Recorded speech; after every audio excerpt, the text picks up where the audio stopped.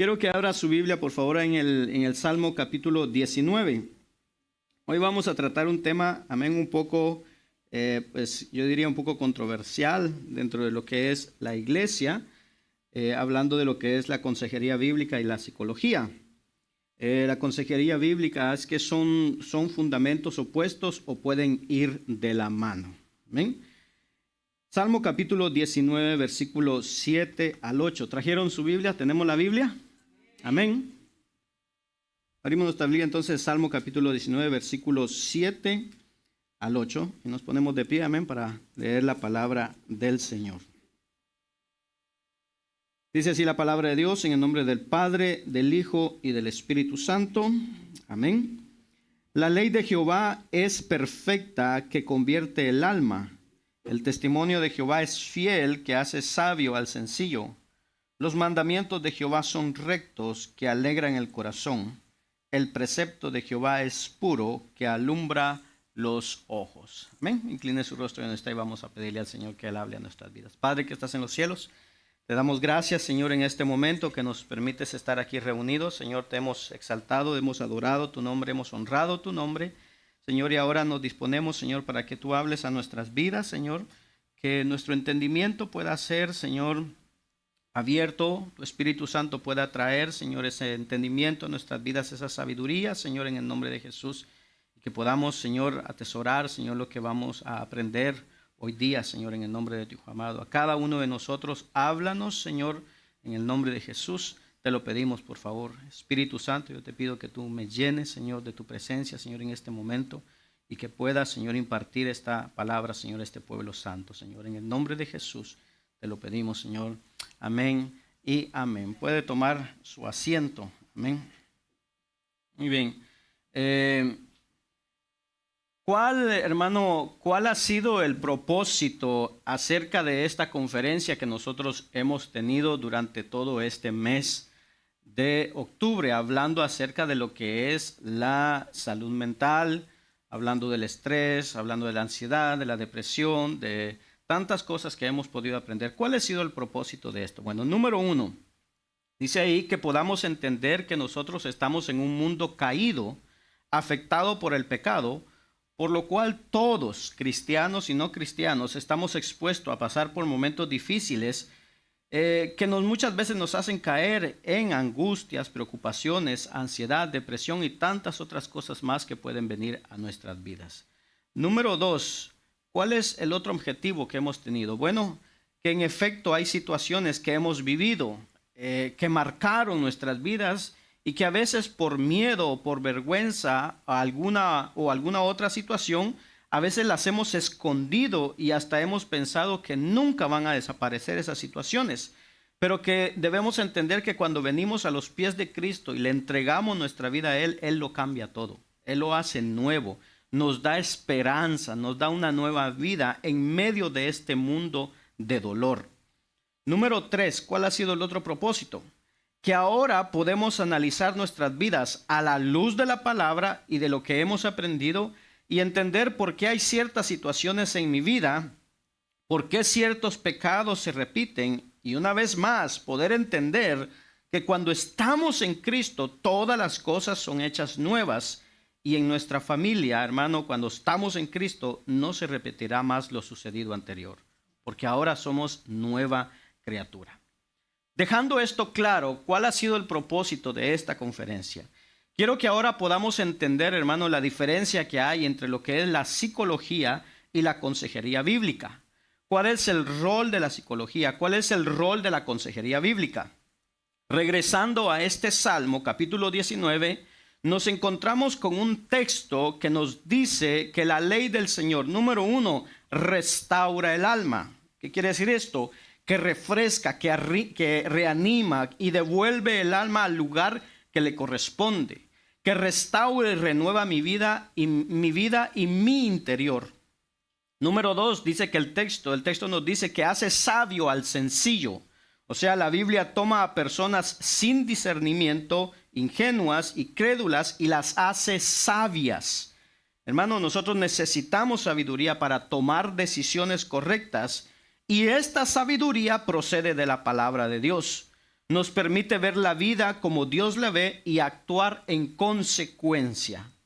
Número 3, dice también este salmo que alegra el corazón. La palabra del Señor alegra el corazón. Si nuestro corazón necesita alegría, debemos sumergirnos en la palabra de Dios. ¿Por qué? Porque en ella hay gozo y alegría para siempre. Número 4, la palabra dice que también es pura y alumbra los ojos. O sea, es pura por su naturaleza y hace tender hacia la pureza a aquellos que la observan. O sea, cuando nosotros guardamos la palabra de Dios nos lleva a ser cada día más puros, más santos. El resultado es la luz en el alma en lugar de las tinieblas del pecado. Estas 4 cosas nos enseña este salmo, estos 2 versículos que leímos. Ahora, a pesar de esto, nosotros decimos muchas veces creer en la Biblia. ¿Cuántos creen en la palabra de Dios? Y nosotros cuando a veces decimos creer en la palabra de Dios, pero cuando estoy con el corazón lleno de todo menos de alegría y necesito restaurar mi alma, mi tendencia es ir a la gente, a las personas o distraerme con otras cosas. Una cosa es decir, sí, yo creo en la Biblia, y otra cosa es verdaderamente creer en la Biblia. Y eso, hermano, va a determinar nuestra vida. Todos los hombres aquí, todos los que estamos casados aquí, decimos, sí, yo creo en la Biblia y creo que la Biblia es la palabra de Dios. Y eso es fuerte, porque significa que si eso es verdad y no estamos haciendo lo que la Biblia dice que un esposo debe hacer, somos peor que los impíos. Porque el impío, hermano, no cree, pero nosotros le estamos diciendo a Dios, creo en tu palabra, pero en esto no me sirves. Y eso es muy ofensivo para Dios. Nosotros debemos de vivir esta verdad, vivir de acuerdo con la verdad que dice que la palabra de Dios puede restaurar un alma y puede tomar el corazón más devastado que está en el pozo más oscuro, y dice la palabra, y llenarlo de alegría. Entonces, ¿puede la psicología restaurar el alma? ¿Puede la psicología alegrar un corazón? ¿Puede la psicología llegar a la zona más oscura de un hombre y traer luz a su vida? Y escucha, hermano, porque no quiero echar por la borda todo lo que hemos aprendido en estos talleres, que hemos tenido, hermano, y que ahora digamos, bueno, pastor, ¿y entonces para qué todo esto? No, sino que seamos conscientes que hay un límite y que sobre todo lo creado está el Creador. Hermano, nadie va al psicólogo en el mejor momento de su vida. Vamos a un psicólogo familiar porque la familia está casi deshecha. Vamos a un psicólogo matrimonial porque el matrimonio está al borde del abismo. Voy al psicólogo, ¿por qué? Porque estoy con ansiedad, con pánico, con pensamientos suicidas, con depresión, con un montón de cosas y necesito que alguien me ayude. Voy a buscar la ayuda de un hombre, pero vuelvo entonces a la pregunta, ¿pueden los hombres curar el alma de alguien? Si yo veo, hermano, raro, no veo bien la letra cuando leo algo, voy a ir a un oculista para que examine mis ojos. Si me empieza a doler mucho la espalda y los huesos, voy a ir a otro médico. Si ando muy cansado, sin fuerzas, débil, voy a pedir un análisis de sangre, de todos los exámenes que hacen, y depende de los análisis me van a dar tal vez hierro o vitaminas para que tenga más energía. Pero si me siento deprimido, no voy a ir al médico de cabecera diciéndole, por favor, doctor, hágame un análisis. Y el doctor me va a decir, ¿por qué? Porque tengo una tristeza que inunda mi corazón y tengo que saber de dónde viene. El médico me va a decir, perdone, pero para esto lo tengo que referir al psicólogo. Voy al psicólogo y cuando voy donde el psicólogo y le diga, mira, es que estoy en un pozo oscuro, en algo muy profundo, no quiero salir de la casa, no quiero salir de la cama, no me siento bien, no le veo sentido a la vida, tengo todo tipo de pensamientos. El psicólogo, ¿qué es lo que me va a decir? Bueno, ¿sabes qué? Vamos a hablar. Cuéntame un poco de tu infancia. ¿Cómo es tu vida? ¿Cómo es tu matrimonio?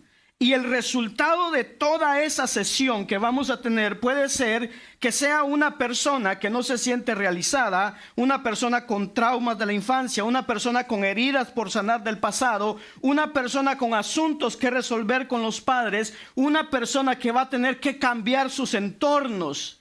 Y no estoy diciendo que no haya algo cierto en todo esto, pero al final no nos va a curar. Porque los hombres no curan el alma. Hay gente que no va al psicólogo, pero va al alcohol, a las drogas, al sexo, para no pensar. Pero el problema es que, hermano, que las pastillas, el sexo, el alcohol, las drogas, nos pueden llevar a evadir temporalmente lo que tenemos dentro, pero cuando pasa el efecto del alcohol, de las drogas, del sexo, de los viajes y de todo, y vuelvo a casa, el problema está ahí otra vez. Y mi corazón vuelve a estar triste. Entonces regresamos otra vez a la pregunta, ¿puede un hombre sanar el alma de otro hombre? Y yo voy a desarrollar esta enseñanza desde la respuesta que no puede. No puedo poner los problemas de mi alma, de mi corazón en las manos de un hombre. Ningún hombre puede curar mi alma. Y escuche, ni el psicólogo ni el consejero. Ahora, quiero que veamos algunas frases de algunos psicoterapeutas que hay. Primero, Carl Jung dice esto: ¿quién se mete en el terreno de quién? Las religiones son sistemas para sanar las enfermedades psíquicas. Es por ello por lo que los pacientes fuerzan al psicoterapeuta a adoptar el papel del sacerdote y esperan y demandan que de él que les libre de su angustia. Es por esto por lo que nosotros, los psicoterapeutas, debemos dedicarnos a los problemas que, estrictamente hablando, pertenecen al teólogo. Un psicoterapeuta afirmó que la gente ve en ellos como un cura. ¿Por qué? Porque la psicología es algo moderno. No siempre ha habido psicólogos. Es una ciencia moderna. Es una ciencia moderna que tiene aproximadamente 250 años. Pero entonces, ¿quién trataba la ansiedad antes? ¿Dónde iba la gente con angustia, con pena, con depresión cuando no habían psicólogos? Bueno, la frase de este psicoterapeuta lo responde. Antiguamente la gente iba a un sacerdote o a una figura religiosa. ¿Por qué? Porque el pensamiento de las personas era: problema físico, voy al médico. Problema interno es algo religioso, tiene que ver con lo espiritual, tiene que ver con Dios, tiene que ver con algo que los hombres no llegan a ver. Pero cuando entra la psicología, entonces se empieza a desplazar al teólogo, al sacerdote, y se empieza a ir al psicólogo en busca de respuestas.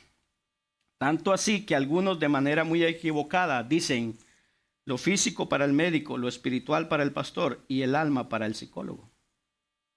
Otra frase, Rogers Mills dice esto: ¿hay una psicología o muchas psicologías?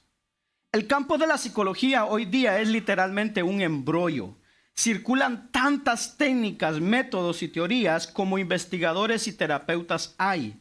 He visto personalmente cómo terapeutas convencían a sus clientes de que todos sus problemas procedían de sus madres, de las estrellas, de su constitución bioquímica, su dieta, su estilo de vida e incluso del karma de vidas pasadas. Esto es un psicólogo que, mirando la psicología, dice: aquí, en esta ciencia, es cada uno con su manera de ver las cosas, de entender al hombre, de entender el origen de los problemas. Unos dirán: es tu infancia. Otros dirán: tiene que ver con el karma. Otros tiene que ver con tu vida pasada, con las estrellas. Tiene que ver con si eres Géminis, porque por eso eres antipático. Porque si fueras Tauro serías buena gente. Pero como eres Piscis no eres de confianza. Y eso es real, hermano. La gente cree esto. Como los que se compran la lotería. Creen que se la van a ganar. Hay gente que dice: él es muy sociable, tiene que ser Aries. Yo siempre les digo, yo soy tiranosaurio rex. Pastor, eso no existe. Ni Aries tampoco existe, hermano. Pero mucha gente cree en esto. Kilpatrick dice, pero si hablamos del cristianismo, lo más acertado es decir que la psicología y la religión son sistemas de creencias que compiten entre sí. Quien defienda seriamente un conjunto de valores tendrá que rechazar al otro. Él dice, no pueden ir de la mano porque compiten. ¿Por qué? Porque la psicología ve al hombre de una manera diferente al cristianismo. Entiende el corazón del hombre diferente al cristianismo.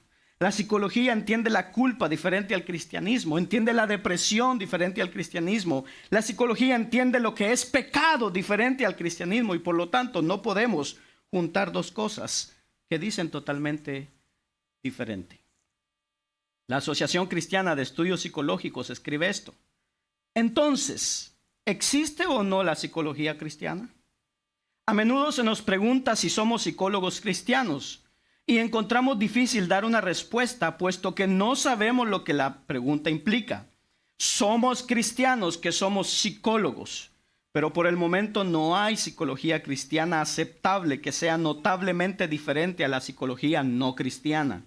Es difícil suponer que trabajamos de una manera fundamentalmente distinta a nuestros colegas no cristianos porque no hay una teoría aceptable, un modelo de investigar o una metodología de tratamiento que sea distintamente cristiana o que sea diferentemente cristiana. Hay gente que habla de eso, de psicología cristiana. Y la Asociación Cristiana de Estudios Psicológicos dijo, es que no existe. Existen cristianos que ejercen psicología, pero ejercen psicología como sus compañeros no cristianos. O sea, no porque yo sea cristiano, mi profesión se vuelve cristiana. Soy psicólogo cristiano, ahora hago psicología cristiana. Soy barrendero cristiano, ahora hago limpieza cristiana. Eso no funciona así. Somos cristianos que ejercen la medicina, somos cristianos que ejercen la mecánica, somos cristianos que ejercen la electricidad, pero no volvemos nuestra área cristiana porque la toquemos con nuestras manos. Yo no vivo en una casa cristiana, yo vivo en una casa y puede vivir un cristiano y un mundano. Mi casa no es una casa cristiana, mi carro no es un carro cristiano ni un carro pastoral. Mi carro no tiene un poder especial porque lo conduce un pastor o lo vuelve un carro pastoral. No funciona así. En la iglesia está la mesa pastoral, los platos pastorales, las comidas pastorales porque hay un pastor en la mesa. Esto no funciona así. Es como forzar, como espiritualizar las cosas. Somos cristianos que viven su fe en todas las áreas de su vida. Es un cristiano que es padre, es un cristiano que tiene un trabajo, es un cristiano que va a la escuela, es un cristiano que va a la universidad. Todo lo suyo, todo lo mío es cristiano. No hay nada secular en nuestra vida. En todo, oiga bien, en todo, Cristo debe ser el centro y el fundamento de nuestras vidas. No separemos y fragmentemos, hermano, nuestra vida porque nos va a llevar al punto de decir, aquí me porto como un cristiano, pero aquí me porto normal. No, somos cristianos 24 horas, 7 días a la semana, 365 días al año, el resto de nuestra vida. Fallaremos, nos equivocaremos y tropezaremos, pero somos cristianos en todo lugar. Amén. ¿Cómo ve la vida, las psicoterapias y la consejería bíblica? Bueno, las psicoterapias, cuando se trata del problema, se ve los síntomas.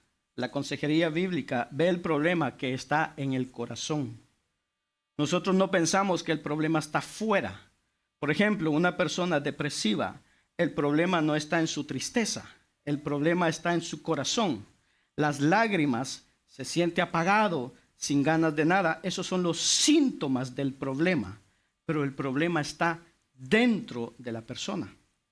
El cambio, ¿dónde cree la psicología que tiene que darse el cambio? En el contexto. Cambia tu contexto, tu entorno y cambiará tu estado de ánimo. Abandona ese lugar, haz un viaje, desconéctate, cambia de iglesia, cambia de entorno y volverás a estar feliz. Y esto lo hacemos muchos de nosotros. ¿No nos gusta el trabajo o el compañero de trabajo? Me cambio de trabajo. No me gusta cómo enseña el profesor, ya no voy a la clase porque no me gusta cómo enseña. Pero ¿dónde ve la consejería que debe darse el cambio? En nosotros. En nosotros. Yo no voy a cambiar a mi padre. Y mi padre va a ser siempre mi padre. Si quiero tener una mejor relación con mi padre, el que tiene que cambiar soy yo. Yo no voy a escapar de mi padre ni de su carácter. Mi madre será siempre mi madre, mi hermana será mi hermana, mi pastor será mi pastor, mis hermanos, mi jefe. Y yo no puedo esperar que todo sea agradable para que yo esté bien. Yo voy a convivir con situaciones tensas, con gente que estará, hermano, días amargadas. Y debo de aprender a estar bien en medio de todo eso. Aún si mi entorno no está bien, yo debo aprender a estar bien, a tener paz, aunque mi entorno un día esté todo mal. Yo debo de tener paz conviviendo con gente perturbada. Debo de aprender a tener paz, porque mi paz no está en ellos. Mi paz me la da ¿quién? Cristo. Yo no puedo solo relacionarme con gente pacífica para tener paz. Yo debo tener paz con gente perturbada. La psicología dice, el problema de lo que está pasando en ti es el jefe. El consejero va a decir, el problema es tu corazón. Hermano, nadie anduvo con tanta gente perturbada a su alrededor como Jesús. Y nunca lo sacaron de sus casillas. Si tenemos el corazón de Jesús, podemos tener la paz como Jesús y saber vivir en situaciones difíciles como vivió Jesús. ¿Cuál es la meta de la psicología, de la psicoterapia? Que nos sintamos mejor. Tristemente, muchos cristianos, cuando van a aconsejar a un hermano, lo que quieren al final es ver al hermano dejar de llorar y que pueda sonreír. Y dicen, soy un excelente consejero, porque el hermano se fue sonriendo a casa. Pero eso no es señal de que haya hecho un buen trabajo, porque al final no es que se sienta mejor, al final es que sea más santo. Y hay veces que, hermano, hay que confrontar y hay que llamar la atención, ponerlos contra el espejo. A veces salen peor de la consulta. Pastor, vengo a hablar con usted, estoy triste, estoy terrible, tengo un problema en el matrimonio. Y yo le digo, hermano, mire su corazón, está lleno de rabia, lleno de orgullo. ¿Cómo va a tener un buen matrimonio? No, pastor, pero es que mire mi mujer. No, nada, su mujer. Mire su corazón. Y sale peor y dice, vine aquí y me voy peor. Pero va a ir a luchar con su corazón. Va a ir a luchar con su orgullo. Y ahí vamos a empezar a tratar el problema. Hermano, no queremos un hombre que salga diciendo, bueno, finalmente no soy tan mala gente, no soy tan mala persona. Tengo que hablar con mi mujer y decirle que yo tenía razón. El pastor me hizo ver que el problema es ella. Que si ella fuera mejor, yo sería un mejor marido y sería feliz. Pero entonces, ¿quién es el único que puede, hermano, llegar al corazón de una persona y cambiarlo? Salmo 51:10 dice, crea en mí, oh Dios, un corazón limpio y renueva un espíritu recto dentro de mí. El salmista está claro, necesito un corazón limpio, un corazón recto, y solo lo puede hacer ¿quién? ¿Solo puede hacerlo quién? Dios. Solo Dios puede cambiar mi corazón. Había una alabanza que es un himno que dice, has cambiado mi lamento en baile. Pero hoy la gente cuando está en lamento va al hermano. Y el hermano no le va a cambiar el lamento en baile. el hermano se va a lamentar con usted. Hermano, nosotros no cambiamos a la gente. La Biblia no dice, tienes que hacer que el hermano deje de llorar. La Biblia dice, llora con el que llora. O sea, como yo no puedo cambiarlo, por lo menos soy empático y lloro a él. Lloramos juntos. Y hermano, no podemos cambiar a nadie. Podemos sufrir con ellos, llorar con ellos y alegrarnos con ellos. El único que puede cambiar el corazón es el Señor.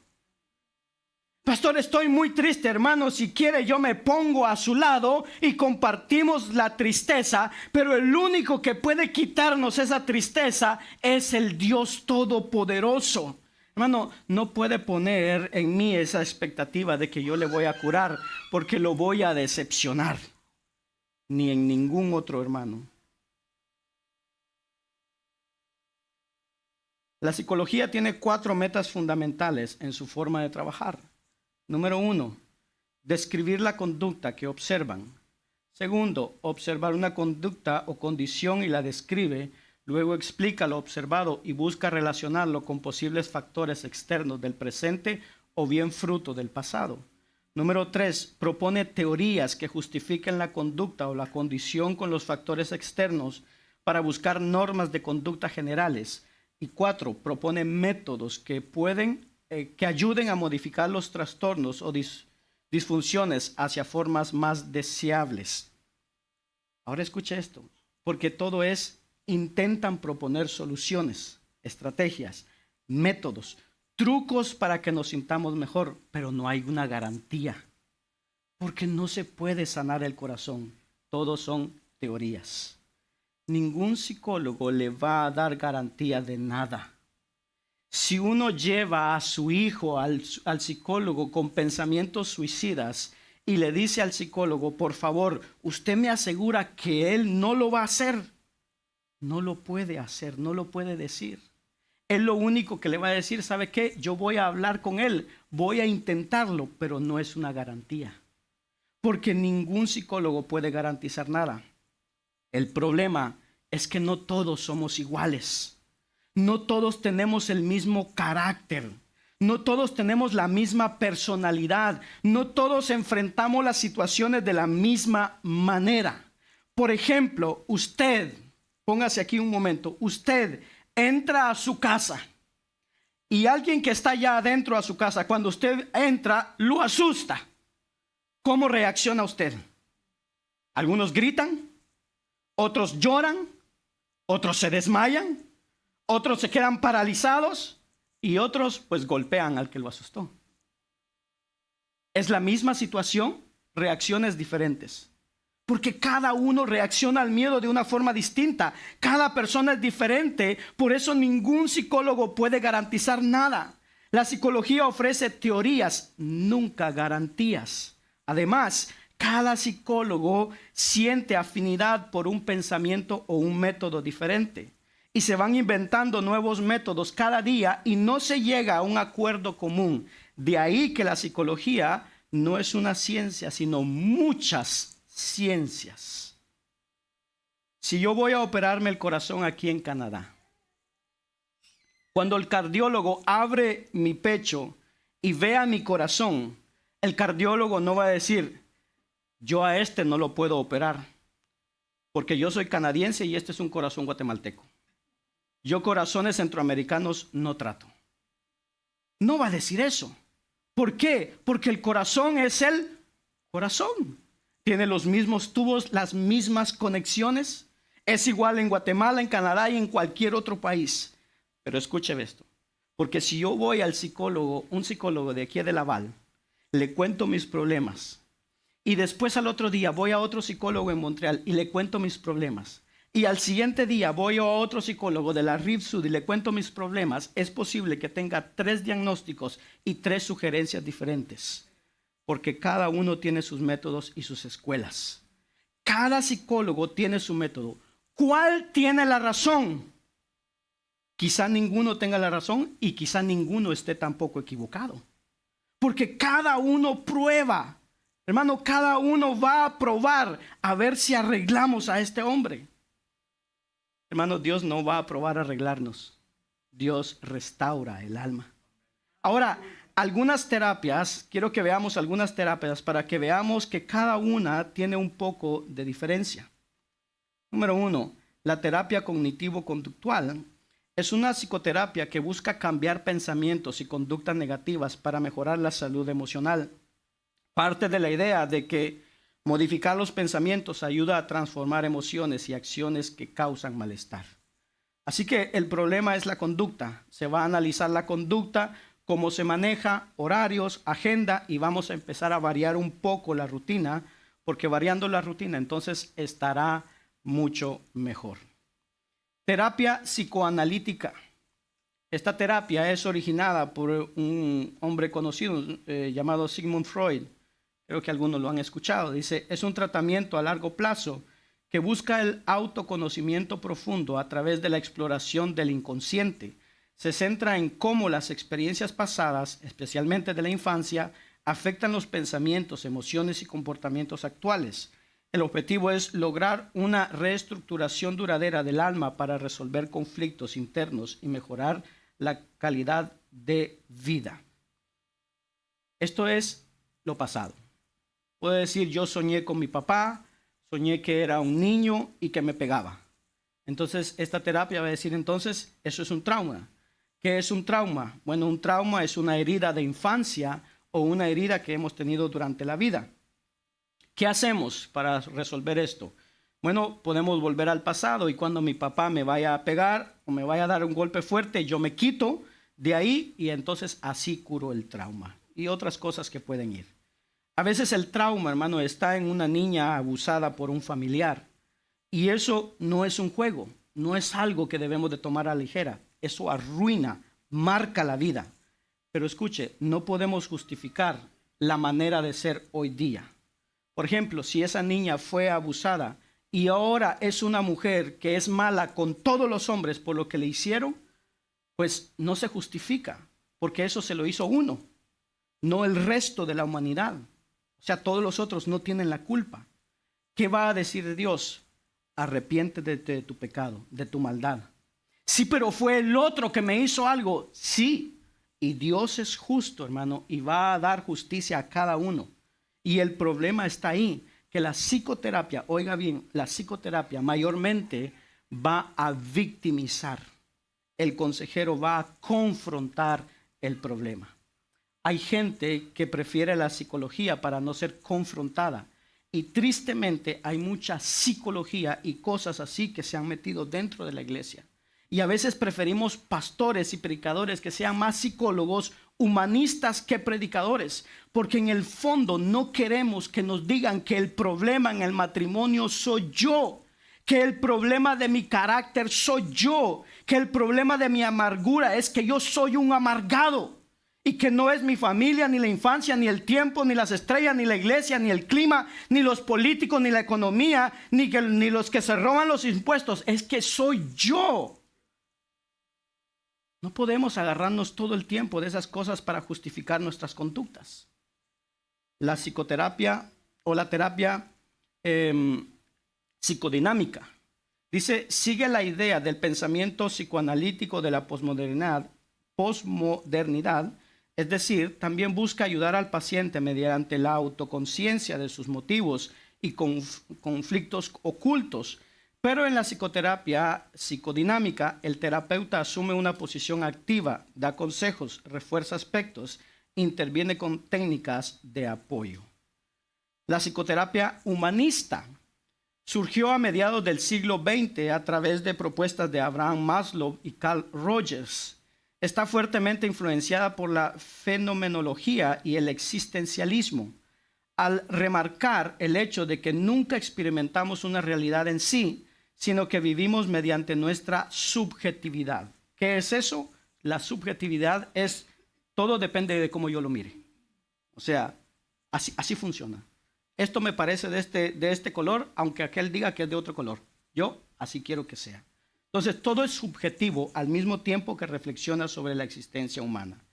Para esta terapia, el individuo es un ser consciente, intelectual y en constante desarrollo, cuyas representaciones mentales y estados subjetivos son una fuente válida de conocimiento sobre sí mismo.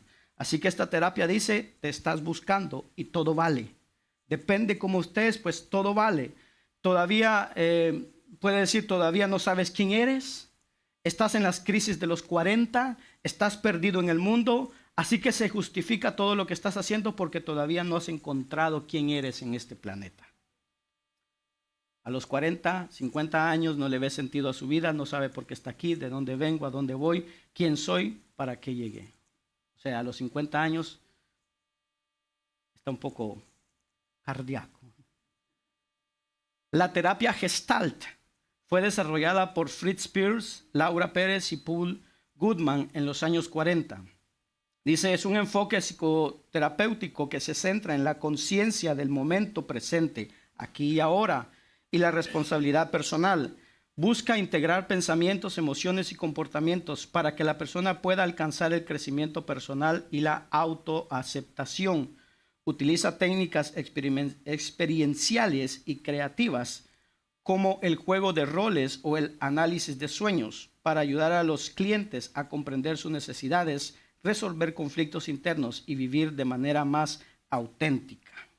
Y por último, la terapia sistemática. Es un enfoque de la psicoterapia que se centra en los problemas de una persona dentro del contexto de sus relaciones y sistemas, familia, pareja, etc., en lugar de verlos de forma aislada. Tiene un enfoque más práctico que analítico. Su meta es el equilibrio entre todos los miembros del sistema y puede emplear herramientas como hipnosis y terapia narrativa. ¿Qué quiero mostrar con esto, hermano? Bueno, que cada psicólogo cree más en una u en otra terapia. Unos van a decir todo tiene que ver con tus relaciones, otro va a decir todo tiene que ver con la infancia, otro va a decir todo está en que te estás conociendo. Por eso decimos, no es una ciencia, sino que muchas ciencias. Al analizar la cosmovisión psicológica, nosotros vemos que la psicología ve que el centro de todo es el hombre y no Dios. Y el foco principal de la psicología es el bienestar del hombre y no la gloria de Dios. Ve al hombre libre y capaz de resolver sus problemas. Lo va a conducir sin ayuda de Dios a crecer, a mejorar y a arreglarse. En pocas palabras, el hombre no necesita a Dios para mejorar. Cada uno es suficiente y puede hacerlo solo. Considera al hombre bueno en su naturaleza, pero afectado por factores externos. Es decir, todos somos víctimas de la vida. El hombre es autosuficiente. Ahora, el problema principal radica en factores externos y no en factores internos. El corazón del hombre no es el problema. Y la psicología no busca arrepentimiento ni cambios internos en el hombre, sino considerar que él no es culpable de lo que sucede, sino que debe de cambiar su entorno. Así que el hombre siempre se presenta como inocente y el entorno, los factores externos y las causas como culpables de los actos y la condición del hombre. De manera que si una persona es amargada, pues no se sienta mal, no es culpa suya. En el fondo, ahí adentro hay una persona muy amable, pero por culpa de que tal vez tuvo cosas en el pasado, qué sé yo, la mamá lo rechazó, el papá los abandonó, pues ahora tenemos todos que pagar su amargura. Pero lo entendemos, así que síganos tratando mal, porque la culpa no es de su papá. Usted sigue siendo amargado. Entonces, muchas veces esto es lo que nos lleva la psicología. Ahora ponga atención a esto. Ponga atención a esto. Porque no estoy diciendo que lo que nos pasó y nos hicieron en el pasado, que eso no afectó nuestras vidas. Claro que sí afectó nuestras vidas y en muchos las afectó grandemente. Por eso, hermano, aquellos que no conocen a Cristo siguen atados a cosas del pasado. Pero cuando nosotros venimos a los pies de Cristo, Él hace nuevas todas las cosas. Y en ese proceso de santificación, en donde el vaso, ¿se acuerda?, se va llenando de la palabra de Dios. Cada vez más nuestra vida va siendo limpiada y purificada. Ahora quiero presentarles cómo la psicología analiza algunos casos en particular. Estos son casos reales, y algunos veredictos de algún psicólogo. Escuche bien esto. El hombre es adúltero y pudo ser, porque se encontraba en una crisis de edad y pasando por momentos emocionalmente poco estables. O sea, un hombre engaña a su esposa, pero es porque está en la crisis de los 40, es comprensible que sea un adúltero. Un hombre salta al vacío desde un apartamento y el principal problema era la presión social a la que estaba sometido. El motivo, presión social, trabajo, familia, estrés. Ahora, esto no significa que no nos importe la gente que sufre, pero no podemos justificarlo. ¿Por qué? Hermano, porque la presión social la enfrentamos todos. Hoy, mañana y pasado la enfrentamos. Un joven entra en una escuela con una arma y asesina a varios compañeros y es fruto de que lo marginaban y no socializaba con normalidad. Así que no es culpa de él, es culpa de que le hicieron bullying. Pastor, ¿no puede tomar el bullying a la ligera? Claro que no. Hay que luchar contra ello y denunciarlo. Hermano, como padres debemos de estar pendientes de nuestros hijos en la escuela. Los padres debemos de estar atentos. Hay que defender a los niños de esas cosas. Pero eso no justifica que un joven mate a otros. Porque hermano, si yo salgo a la calle hoy día y van 3 muchachos ahí en la calle que me gritan, inmigrante, regresa a tu país. Hermano, yo no voy a tirarles el carro encima. Y cuando venga la policía y me diga por qué lo hizo, y yo le voy a decir por qué yo voy a tolerar que me llamen inmigrante 3 mugrientos. Yo lo termino ya y nada de cárcel. Tienen que entenderme. Yo soy víctima de la presión de 3 niños. No, hermano, la vida no funciona así.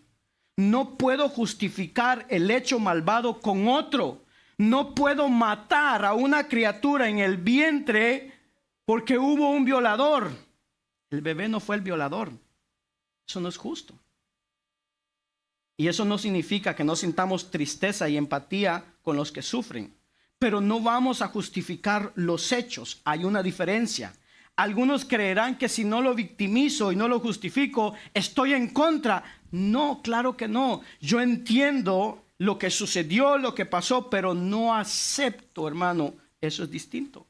Entiendo lo que pueda sentir, entiendo el dolor, entiendo la tristeza, pero no justifica la acción. Es diferente. Un niño actúa con agresividad con otros y es motivo porque su padre era agresivo en el hogar. Usted podría decir, pastor, pero eso influye de verdad. Claro que sí influye, claro que sí. Padre agresivo, hijo agresivo. Padre borracho, hijo borracho. Padre drogadicto, hijo drogadicto. Pero no podemos quitarle la responsabilidad a la persona. No podemos decir, entonces todo lo que está haciendo es justificado. Porque podemos ver casos donde hay un padre borracho y un hijo sobrio. Un padre agresivo y un hijo que ha sido buen esposo. Yo entiendo que lo que haya provocado un padre, pero no justifica la acción que tenga ese hijo 30 años después. Un joven se convierte en un asesino en serie o un violador debido a que fue adoptado y pasó por varias casas de acogida en la infancia, provocando eso que no aprendiese a sentir afecto o valor alguno por las personas. O sea, como ha ido de casa en casa, no lo han querido, él puede matar y violar porque no tiene la capacidad de sentir afecto por la gente. Ya está. ¿Qué cárcel ni nada? Hay que tener pena por el muchacho. No. Yo puedo entender lo que provocó ir de casa en casa, entender el dolor de ese niño que fue no haber recibido amor, pero no justifica el hecho, no justifica sus acciones. Amén. Hermano, el que tenía motivos para mandar un rayo y fulminar a todos era Jesús, y no lo hizo. Sus discípulos llegan en un momento cuando le dijeron, Señor, te cerraron la puerta en la cara. Señor, pedimos fuego y que los consuma, porque esto lo justifica. Y Jesús, ¿qué les dijo? No, es que yo no vine para condenar, yo vine para salvar. Hermano, ¿tenía Jesús motivos para decir que caiga fuego del cielo y los consuma? Claro que sí, pero no lo hizo. Último caso. Un hombre siente placer tocando niños menores de edad debido a que su padre veía pornografía con contenido pedófilo y tuvo acceso a esta en la infancia, provocando su fuerte deseo por menores de edad. No justifica los hechos. Entonces, podríamos decir, pastor, ¿no hay nada bueno en la psicología? ¿Y si estudio psicología es pecado? ¿Como cristiano es pecado ir al psicólogo? ¿Por qué entonces hacer toda una conferencia si todo es malo? El problema está aquí. Y escuche bien. Es cuando yo intento introducir la psicología a la iglesia. Y entonces predicar o enseñar a partir de la cosmovisión psicológica y no a partir de la palabra de Dios. Ahí está el problema. El problema está cuando al pecado se le llama enfermedad y por ello se cree que el hombre necesita terapia y no arrepentimiento. Ya la gente no peca, sino tiene problemas, traumas, está enferma, pero ya no es pecado. Entonces, como ya no hay pecado, no hay necesidad de Dios, no hay necesidad de perdón, no hay necesidad de una obra del Espíritu Santo. Como son errores, con terapia es suficiente. ¿Y qué ha provocado que en la predicación, hermano, la psicología reemplace la palabra de Dios? Bueno, en estos últimos 30 años, en muchas iglesias, hermano, se ha sustituido la consejería pastoral por psicólogos, mostrándolos como especialistas en el corazón y dejando al pastor como alguien poco equipado al conocer tan solo la palabra de Dios, pero no disponer de conocimientos en psicología o psiquiatría. Pero hay un problema. Como la psicología no confronta, en estos 30 años ha habido un decrecimiento de la condición espiritual y el proceso de santificación del pueblo de Dios en muchos lugares ha menguado. Posiblemente porque dada esta unión, hermano, se deja de confrontar a los creyentes con su pecado y quieren tratar su entorno en lugar de tratar el corazón. Hemos llenado la iglesia muchas veces de terapia, de mensajes humanistas, de suavidad para el pecho. Nadie tiene culpa y nadie es malo. Y entonces vamos a ver la historia de la iglesia. Y hermano, la iglesia hoy no es más santa, no está más consagrada. Nunca ha habido tanta depresión en la iglesia, tanto divorcio en la iglesia, tantos hijos de creyentes en el mundo como en este tiempo, tantas familias rotas, tantos padres sin dominio, sin autoridad sobre su hogar y sobre sus hijos como en este tiempo. ¿Y sabe por qué? Porque hemos traído psicoterapias, mensajes humanistas y nadie tiene que sentirse mal. Y ahí está el resultado. Una iglesia rota, familias rotas, divorcios y poco consagración a Dios. Porque no podemos confrontar a las personas. Hermanos, si alguien entra a la iglesia que no sea cristiano y al salir de la iglesia le preguntamos, ¿cómo te sientes?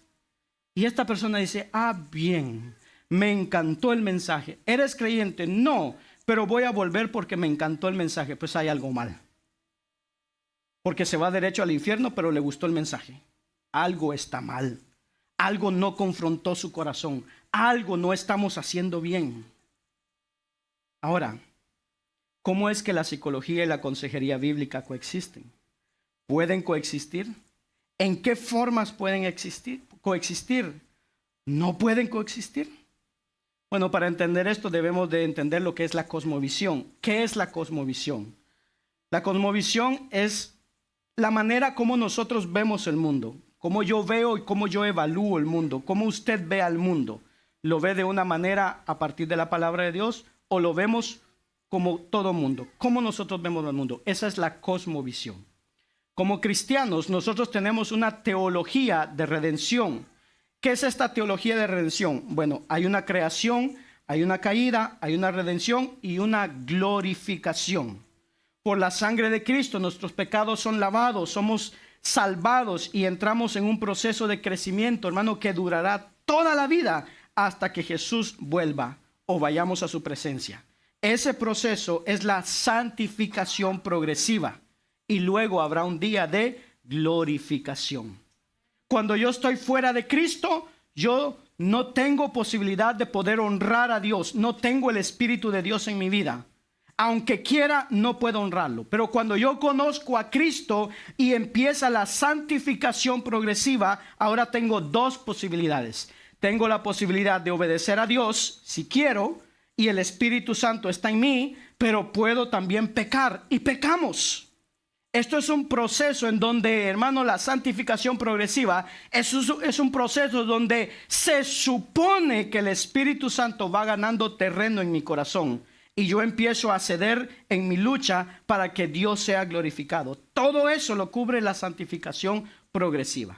Hermano, habrá un día que se llama la glorificación, en donde seremos 100% santos. No habrá más pecado. En lo que eso llega, estamos en el medio, en la santificación progresiva. La consejería bíblica, en esencia, oiga, es ayudarnos en ese proceso de santificación. La consejería bíblica asume varias cosas. Primero, una cosmovisión bíblica. ¿Qué es esa cosmovisión bíblica? Bueno, es que somos seres caídos en proceso de redención. Tenemos al Espíritu Santo y tenemos la palabra de Dios. Dos, el trabajo de la consejería bíblica no es hacerme sentir bien, es ayudarme en mi santificación. Tres, la consejería bíblica no es decirme lo que quiero oír, es decirme lo que necesito oír. La santificación es un proceso doloroso. Muchas veces se tiene que confrontar una persona y no está a gusto con lo que se le está diciendo, pero la verdad no es negociable. En la consejería bíblica viene, hermano, como un recurso para ayudarme en mi proceso de ser más santo, de ser más como Cristo. Las verdades están definidas en la palabra de Dios y tenemos al Espíritu Santo que nos guía. 4. La consejería bíblica es un discípulo haciendo discípulos. Es un consejero que tiene el Espíritu Santo entrenado con la palabra a ayudar a otro cristiano que tiene el Espíritu Santo y tiene la palabra. El consejero viene y se suma a nuestro camino a ayudarnos a decirnos que hay esperanza, a confrontarnos con nuestras áreas de pecado que no queremos muchas veces ceder. Viene a confrontar la desobediencia, viene a confrontar la incredulidad que a veces hay en nosotros. Número 5. Jesucristo es el medio para el cambio. Al creer en su evangelio, Él cambia las respuestas de nuestro corazón. Y número 6. Jesucristo es el objetivo del cambio. Cristo es el mensaje y la imagen de Cristo la meta. Esto es lo que hace la consejería. El gran problema que enfrentamos hoy en día con la psicología es que no hay una verdad absoluta.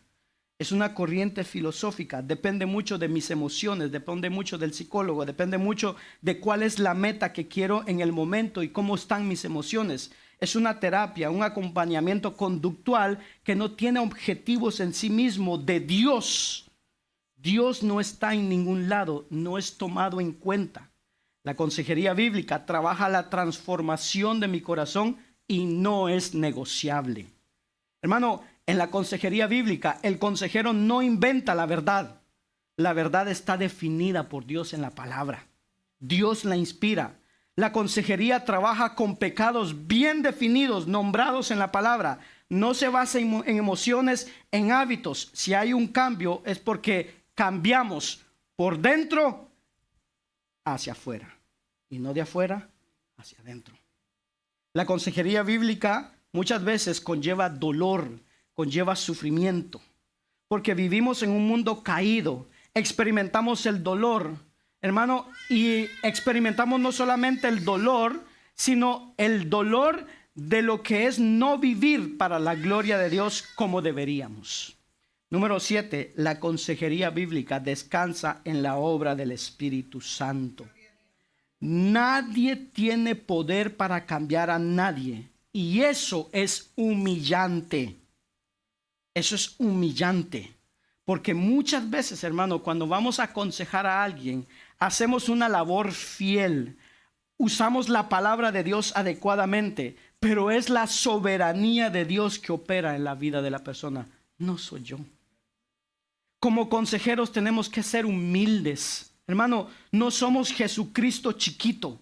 Somos gentes ordinarias que estamos tratando de ayudar, pero descansamos totalmente en la obra del Espíritu Santo. En cambio, cuando no existe ese Espíritu Santo, cuando la palabra de Dios no es el centro del proceso, eso no es consejería bíblica. En la consejería bíblica, la Biblia es la prescripción divina para ayudarnos en ese proceso de santificación. Como iglesia, hermano, la iglesia necesita entender que la Escritura es suficiente para los problemas de piedad. Ahora, nosotros no decimos que la Escritura es suficiente para todas las cosas. La Escritura no habla de cómo manejar una pandemia como la que tuvimos. No habla, hermano, de infecciones. Para eso se necesita la ciencia. Entonces la Escritura no se opone a la ciencia. La Escritura valida la ciencia a la luz de la palabra. Pero para los asuntos de fe y de piedad y prepararnos para la vida eterna, las Escrituras son suficientes. En un caso de adicciones, probablemente, hermano, una persona que ha tenido muchas adicciones a la droga, al alcohol y a tantas cosas, probablemente su cerebro está afectado. Entonces no eliminamos la ciencia. Hermano, no soy neurólogo, pero hay neurólogos que hacen su parte en dar medicamento, en balancear el cerebro, y entonces posiciona a la gente en condición de oír el consejo que realmente va a sanar sus vidas. Nosotros creemos que la palabra, que la Biblia, hermano, es lo que sana. El consejo de Dios es lo que cambia. La ciencia entra en cooperación con este propósito. Ahora, hay aspectos de la psicología donde no hay ningún problema con la consejería bíblica. Y es el aspecto de investigación y de observación. La psicología habla de tipo de personas, de temperamentos. Y es interesante saber que hay personas que son de tipo o de temperamentos coléricos, sanguíneos, melancólicos, flemáticos. Por medio de eso podemos saber cómo el pecado opera en alguna persona que es de tipo colérico, o en mí, que soy otro tipo de temperamentos. Entonces la psicología tiene muchos procesos ordenados que ayudan mucho a entender el problema. ¿Dónde empieza el problema? Donde la psicología y la consejería tiene problema es cuando se intenta dar la solución. Entonces, en el aspecto de observación, entender la dificultad del pecado, hay metodologías que ayudan. Recolección de información, patrón de conductas. Pero una vez identificado el problema, hay situaciones que no son pecado, pero hay muchas que sí son. Entonces ahí es donde se va la Escritura. A ver, ¿qué prescribe Dios? Ahí es entonces donde viene la separación. A la hora de seguir el tratamiento, ahí es donde está la palabra de Dios. ¿Cuáles son los hábitos que hay que cambiar? ¿Cómo la manera de pensar debe de cambiar por medio de la palabra? Entonces, no todo lo que la psicología ofrece es malo. Hay un aspecto metodológico que es muy bueno, pero el problema es que la psicología no sana el problema del corazón. La psicología es descriptiva. Observa distintas personalidades y eso ayuda, pero no es prescriptiva. ¿Qué hay que hacer con eso? ¿Cómo dar solución a eso? En la consejería, si Dios no está presente, si Dios no hace algo, hermano, se está perdiendo el tiempo porque yo no lo puedo cambiar a usted. Y usted tiene que orar, porque si usted no ora y Dios no sensibiliza su corazón, hermano, no va a entender nada. Todos dependemos de Dios. Y aquí es donde la psicología, hermano, puede llegar a ser útil a la iglesia.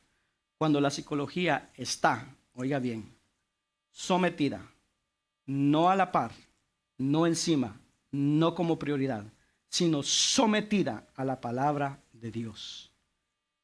¿En dónde se puede utilizar la psicología? Por ejemplo, en el campo de la educación. Se usan las observaciones de la psicología para al ayudar a un niño en su proceso de aprendizaje, de comportamiento, de reacciones. La pregunta del gran $1,000,000. ¿Puede un cristiano ir al psicólogo?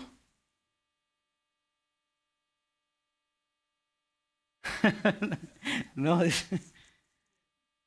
mi opinión, depende qué psicólogo va a buscar. Depende. Si es un psicólogo que conoce de Dios, no es que su psicología sea cristiana, porque va a usar las mismas herramientas que aprendió en sus estudios. Sin embargo, el psicólogo tendrá el temor de Dios y tomará en cuenta la oración, la ayuda del Espíritu Santo. ¿Qué terapia sería la aceptada? La que está basada en la evidencia. Por ejemplo, la terapia sistemática y la terapia cognitivo-conductual, que están basadas en la evidencia, en estudios científicos, estudian el cerebro, su reacción y la conducta. Nada de esoterismo, de Reiki, del chakra, del tercer ojo, del yoga, de la meditación trascendental. Por favor, nada de eso. ¿Cómo? La psicología puede ser, oiga bien, la psicología puede ser una herramienta, pero no es la cruz. Puede ser una ayuda, pero no es la fuente. Debemos comprender bien que la psicología no reemplaza la obra transformadora del Espíritu Santo. Hay una área del ser humano que necesita cambiar, regenerar, transformarse y dar un fruto espiritual. Ese fruto espiritual se va a manifestar en nuestro comportamiento, pero ese fruto, dice Gálatas, que se manifiesta por medio del Espíritu Santo. Y ese fruto es amor, gozo, paz, paciencia, benignidad, bondad, mansedumbre, templanza. Esas cualidades no las puede dar la terapia. Eso no se puede conseguir con una técnica. Eso viene del Espíritu Santo. Porque es fruto, hermanos, de la presencia del Espíritu Santo dentro de nosotros.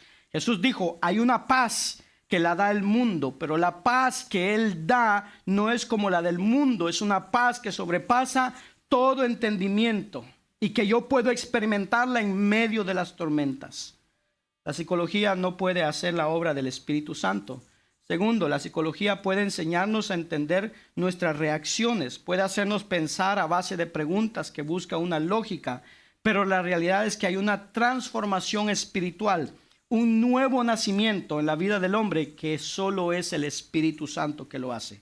Ezequiel 36:26 dice, les daré un corazón nuevo y pondré un espíritu nuevo dentro de ustedes. Jeremías 17:9, esta es la versión de la Biblia al día. Mire lo que dice. La mente es más engañosa que cualquier otra cosa. Está incurablemente enferma. ¿Quién puede entenderla? Escuche, la psicología puede ayudar a poner en palabras lo que sentimos. Puede darle un nombre al dolor, pero no puede renovar el espíritu. La psicología puede afectar la mente de alguna manera, pero no puede afectar el espíritu. Eso es solamente Dios. El alma solamente se rinde a Cristo. Número 3, la psicología no justifica el pecado, ni sustituye el arrepentimiento. Vivimos en una cultura que tiende a espiritualizar los traumas y a psicologizar el pecado. Hechos 3:19 dice, arrepentidos y convertidos para que sean perdonados o borrados vuestros pecados y vengan de la presencia del Señor tiempos de refrigerio. ¿De dónde viene esa calma? ¿De dónde viene esa paz? De Dios. ¿Cuándo? Cuando nos arrepentimos y nos convertimos. Hay muchas cosas que, hermanos, no las vamos a superar hasta que nos arrepintamos de verdad, de haber ofendido a Dios. Y el arrepentimiento no es solamente, ay, me dolió, yo hice esto, yo hice aquello, me dolió. No. El arrepentimiento es entender que yo ofendí a Dios por encima de cualquier otra persona, que me equivoqué, sentir un dolor profundo por haber ofendido al Señor y junto con eso cambiar.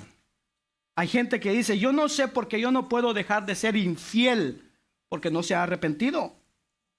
Si es una persona que está acostumbrada a la falta de integridad, que cree que andar con varias mujeres se soluciona el problema, lo que necesita es arrepentirse delante de Dios y entender que en todo lugar en donde está, Dios lo está observando.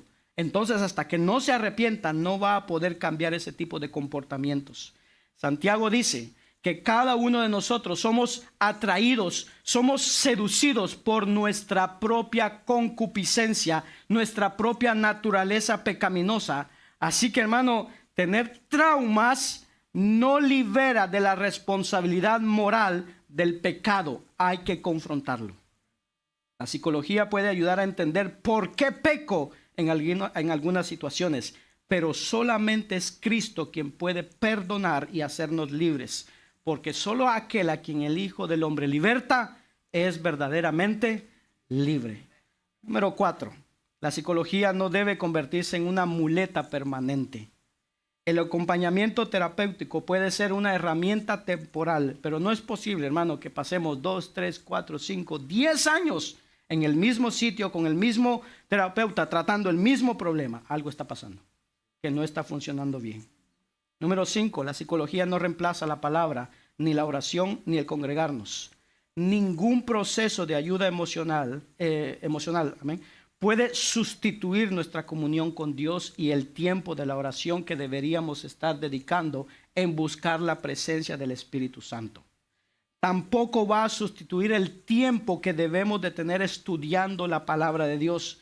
No se supone que la Biblia, hermano, sea sustituida por ningún libro de autoayuda ni nada de eso. La Biblia es nuestro manual de vida y debe ser nuestra fuente principal de sabiduría. Tampoco sustituye el congregarnos. Hay un efecto de amor, de restauración, de ser parte de una iglesia. Por eso no debemos dejarnos de congregarnos, como dice la palabra, como algunos tienen por costumbre. La iglesia es el único lugar donde tenemos una oportunidad hermosa de compartir en grupo. La psicología nunca va a poder sustituir nuestro tiempo con Dios, con la palabra y con la iglesia. El Salmo 119 dice: lámpara es a mis pies tu palabra y lumbrera mi camino.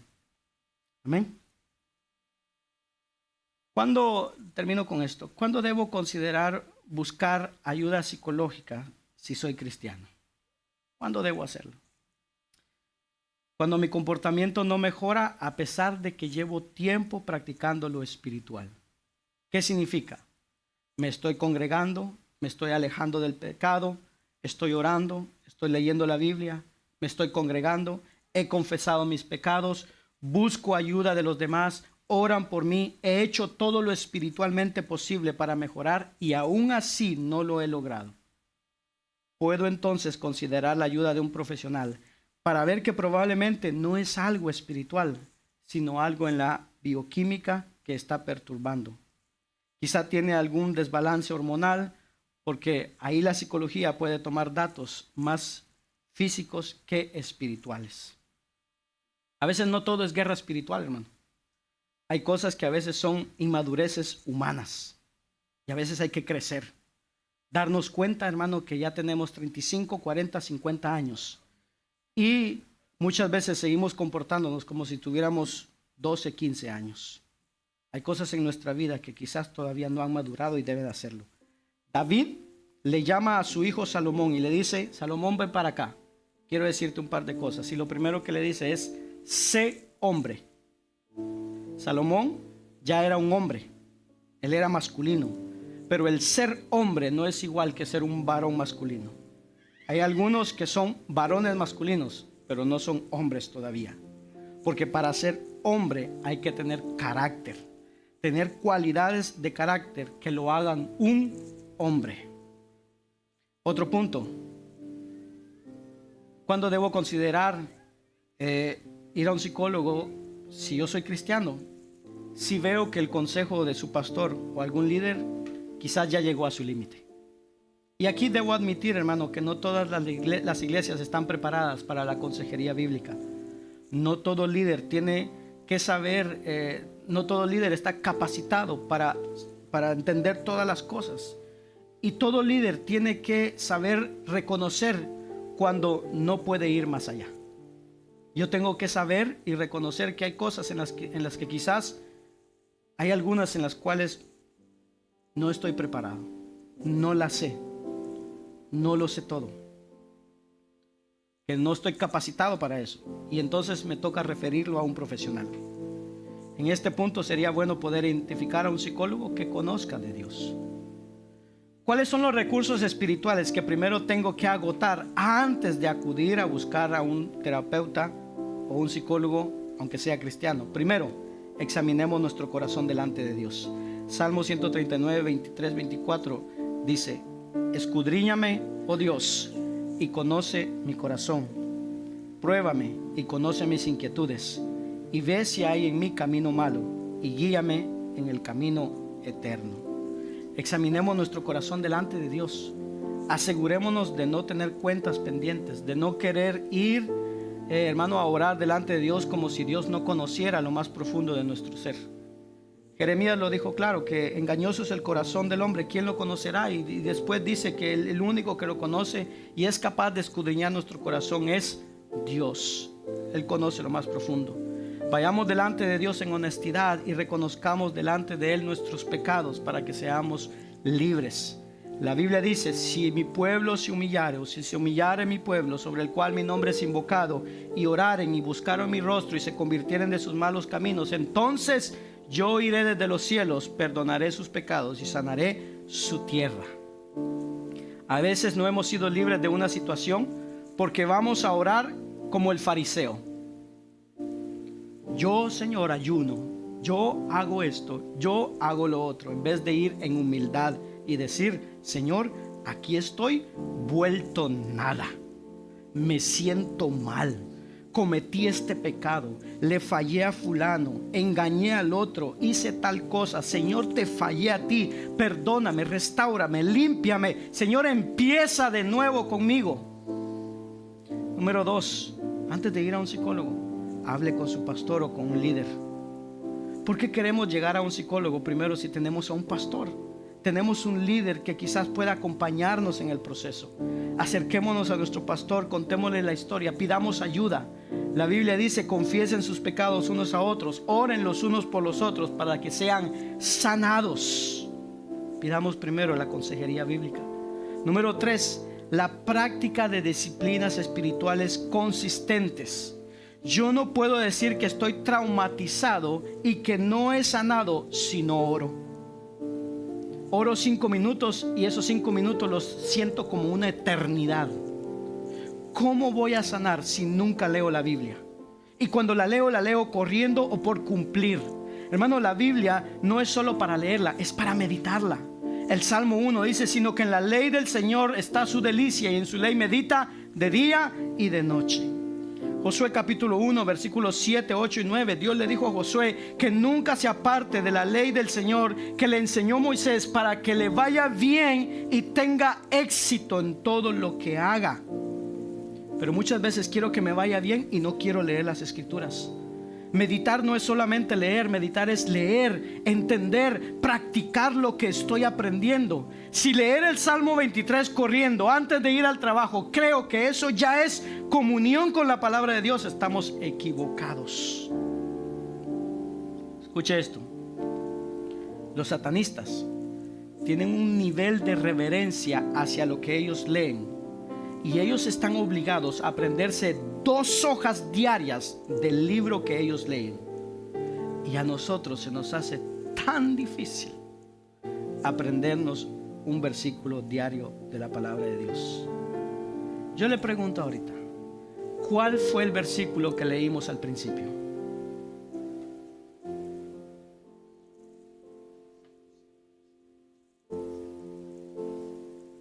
Ahí tenemos el resultado. Salmo 19, 7 y 8. No vayamos a terapia por presión, por miedo o por moda. Oremos a Dios y digámosle: Señor, en mi infancia, en mi adolescencia, en la escuela, en el trabajo, en el matrimonio, la pasé muy mal y la estoy pasando mal. Pero Señor, yo quiero entregarte mi vida. Cámbiala. Cámbiala. Y entonces dice la palabra que la ley de Jehová es perfecta, que convierte el alma. El testimonio de Jehová es fiel, que hace sabio al sencillo. Los mandamientos de Jehová son rectos, que alegran el corazón. El precepto de Jehová es puro, que alumbra los ojos. Póngase de pie y vamos a orar.